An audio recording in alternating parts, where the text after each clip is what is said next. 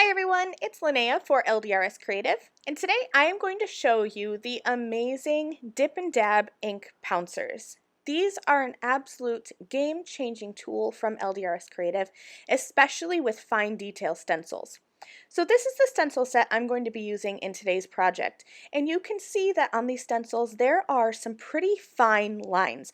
Those fine lines in the flowers, and then in the greenery pieces that I'm going to show you in a minute. Sometimes those little lines like to wiggle when you're using regular ink blending tools. But for this project, I'm going to show you how easy it is to get clean and crisp blending through a stencil using the Dip and Dab ink pouncers. So you're going to get 8 ink pouncers in a set, 2 packs of 4. These are white, so they are nice and clean and they'll fit with any craft room aesthetic. And there are downloadable templates so that you can add little stickers onto your pouncers if you want to label your pouncers for each individual ink that you have. This is a nice foam applicator, and all you're going to do is just dip that applicator into your ink pad and then pounce that onto your project. No ink blending, you're not going to be going in a circular motion, so these pouncers are easy on your hands and your shoulders, and they're just wonderful. So let's go ahead and get started. I've taped my stencil in place. I've done a bit of easy masking because I want to do some extra colors on this stencil set.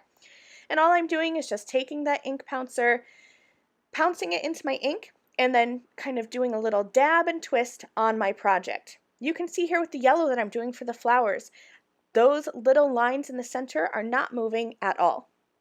I'm going to do some blending of color here too, so I did some yellow first, and then I'm going to come in with some pink just to transition those colors, and they're going to kind of be a nice yellow to pink transition.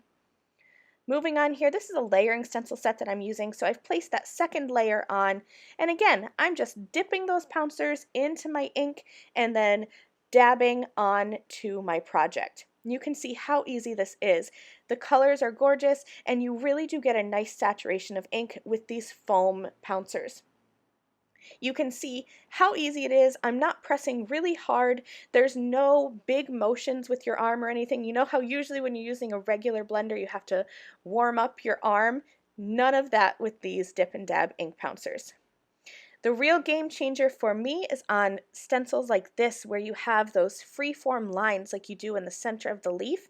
With a regular ink blending tool, sometimes those little areas get bent, but with these Dip and Dab pouncers, because you're not doing a circular blending motion, you're just dabbing the ink over the top, they don't move, so you're going to get nice, crisp ink blending.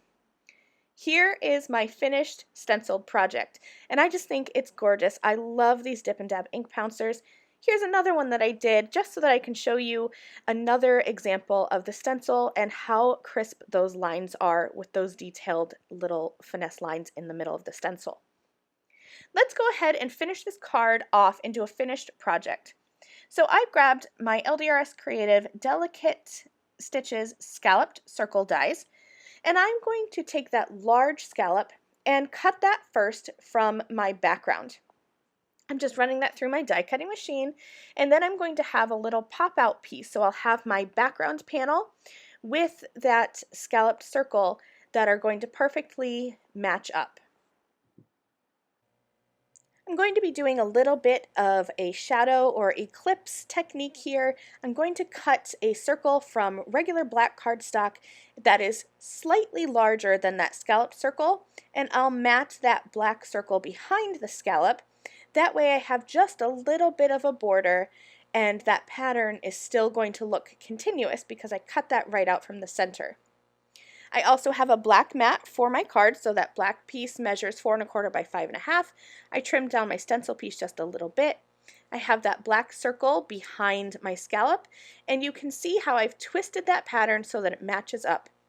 Then I have a stamped sentiment on a circle, also with a black panel behind it, and this card is finished. These Dip and Dab ink pouncers are very limited quantity, and they are an absolute game changer in your craft room. You don't want to miss out on these Dip and Dab ink pouncers. Thanks so much for watching. I'll see you again soon. Bye!